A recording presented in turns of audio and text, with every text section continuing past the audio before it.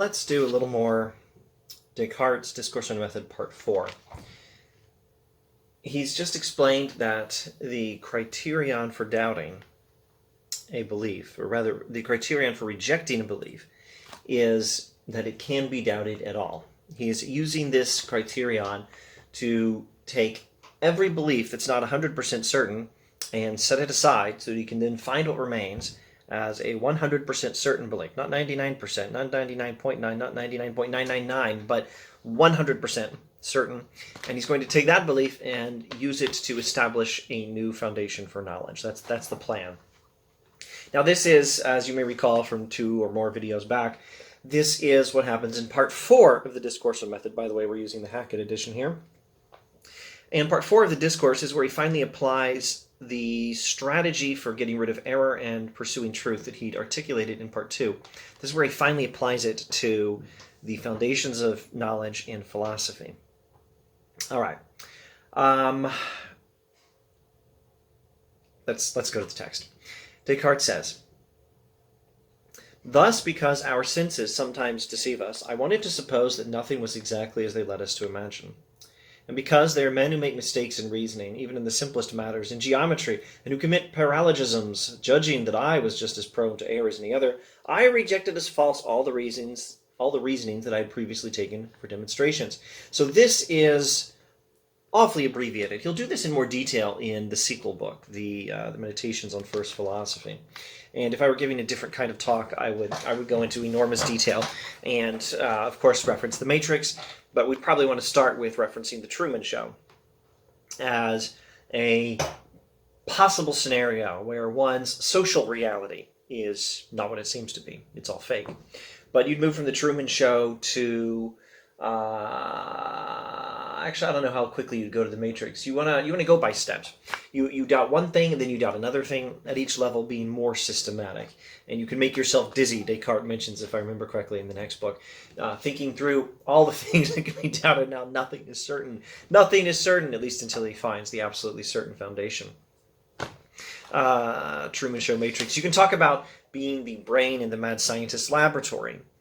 And you could just be the brain hooked up to computers. Like, the rest of your body is an illusion. You're a brain plugged into the Matrix, just a brain sitting in a mad scientist's laboratory. But you can go deeper than that.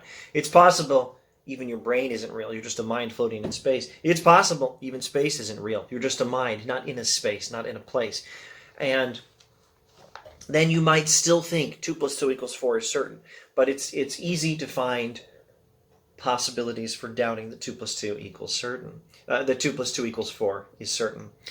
You can imagine that with the right sort of programming, it's creepy and evil, but it could be done. With the right sort of programming, like in that wonderful episode where Captain Picard is tortured by the Cardassians, or 1984, of course, by George Orwell. With the right sort of conditioning and programming, you can make someone believe that 2 + 2 = 5. So how can you be certain that when you think 2 + 2 = 4, that you're not the victim of some kind of illusion like that? Plus, more simply, you've done math wrong before. I remember one time when I was very sleepy multiplying 3 and 3 and getting 12. Or was it 3 and 4 and getting 9? I don't remember. It was some really simple math mistake. Another time when I was wide awake, I made a math mistake of equal stupidity right in front of all my students. It was pretty awesome because it gives me this chance to say, I make really simple math mistakes from time to time, which means the very faculty of reasoning by which I know these things is subject to error. And the most systematic approach to doubting everything is the evil demon thought experiment. Instead of a nice God, Descartes says, I'll imagine a really powerful demon who delights to trick me. And everything, this guy has all the power to deceive me about everything. And everything I believe is the result of his deceptions. Now, none of this stuff is probable. That's not the point. The point is, it's possible, and that's how you know you can doubt all of these things that you think are true that could be not true because of all of these thought experiments. Now, we're not saying you should worry that you're in the Matrix. What we're saying is, it's conceivable that you're in the Matrix, and that's criterion for doubting that the world is as it appears to be, and it's conceivable you're being deceived by the evil demon, and therefore it's possible that even math is not what it seems to be, and there's no certainty anywhere until we get to the absolutely certain belief, which I suppose, after all this chatter, I should get to in this video. Let's see if I can clarify 2 or 3 things. I could lecture on this in detail. Maybe I still will. Maybe I'll pull up my notes and do an extra video. I should probably do that, actually. Maybe next week. I don't know. We'll see. I should pull up my notes and maybe use Zoom software to do a video on more systematically going through the different stages of the systematic doubt. But that's what he'll do more systematically in a different book, not in this one, and what I could do more systematically in a different video, not this one. Here, he's just really brief. And let me emphasize that, let me emphasize 2 more things before continuing. 1,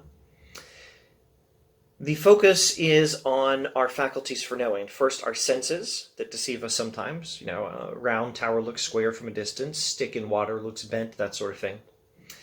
Our senses sometimes deceive us, and we make mistakes in reasoning, and so our faculties are not reliable. And if they're not reliable, then nothing that comes from our faculties for sensing or for reasoning is 100% certain.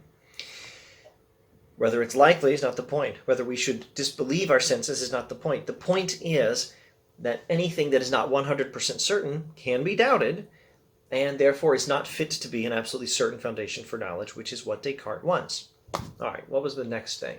The next thing, hang on, I better pause and think. Yes, building on the last point, Descartes focusing on our faculties for knowing. So he's going systematically at not just things we believe, not even systematically things we believe by category, but systematically things we believe based on their foundations. What do we believe that is not based on our belief that reason works, that our minds can reliably do math and do logic, or that's based on the evidence of our senses? Nearly everything we believe, if not everything we believe, is based on those 2 beliefs, except those 2 beliefs themselves, and maybe a couple of others, but maybe we'll get to the others. Well, there's at least one. We'll get to it for sure. Let's keep going, though. And finally, considering the fact that all the same thoughts we have when we are awake can also come to us when we are asleep without any of them being true, another thought experiment he suggests all too briefly, considering that when I am dreaming, the whole world is not what it appears to be, I resolved to pretend that all the things that had ever entered my mind were no more true than the illusions of my dreams. Well, I suppose in addition to the Matrix and the Truman Show, you could also reference Inception. The whole world could be a dream. Or the whole world that I think is real could be not real because it's all a dream. This sort of thing is possible, and therefore it is possible to systematically categorize just about everything we believe as not certain, and therefore not fit to be a certain foundation for knowledge, which is what Descartes' after. Remember, the method is doubt, the purpose is certainty, and doubt is only temporary. But immediately afterward, I noticed that, while I wanted thus to think that everything was false, it necessarily had to be the case that I, who was thinking this, was something. So, even if that creepy evil demon who delights in confusing me were to be deceiving me about everything else, and if my very idea that 1 + 1 = 2 were false and the results of an omnipotent demon tricking me, even if that were the case, I still have to exist in order to be deceived. And noticing that this truth, I think, therefore I am, was so firm and so assured that all the most extravagant suppositions of the skeptics were incapable of shaking it, I judged that I could accept it without scruple as the first principle of the philosophy I was seeking. And that is how he gets to his new foundation for knowledge. He cannot doubt his own existence. I think, therefore I am. The famous Latin phrasing of this is COGITO ERGO SUM.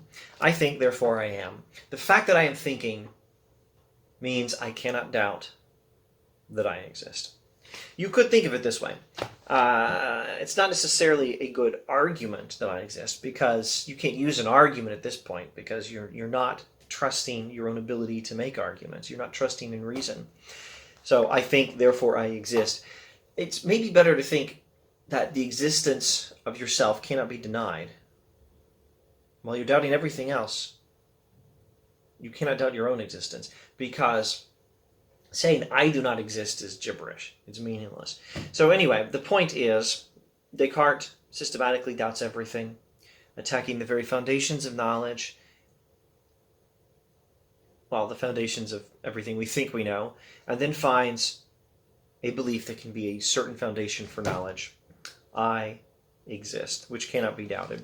And if you doubt whether you're existing, well, consider the fact that you are doubting, and therefore you're thinking, you're conscious, and that cannot therefore be doubted. All right, enough of this. We'll probably go over this in enormous detail in other videos in the future.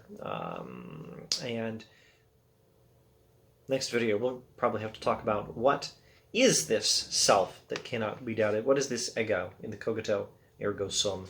I think, therefore I am, but what am I? We'll have to talk about that later. Well, see you then, I suppose, next week perhaps. Thanks for watching.